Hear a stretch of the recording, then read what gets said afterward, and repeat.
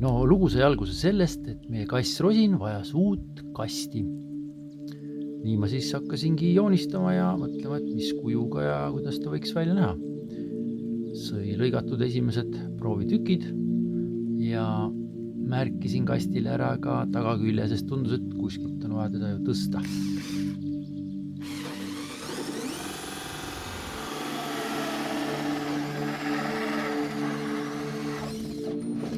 Natukene puurimist ja saimegi hakata võõpama. Tundus, et mööbliga läheb kokku tumedam toon.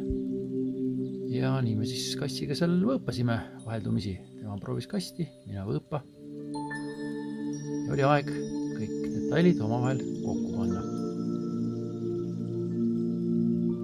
Selline ta tuli, natukene termopuitu ja veidi toonitud vineeri ja liivakast seal sees.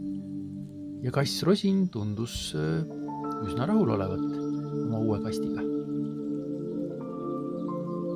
Tule sinagi Loodusehituse Akadeemia kursustele.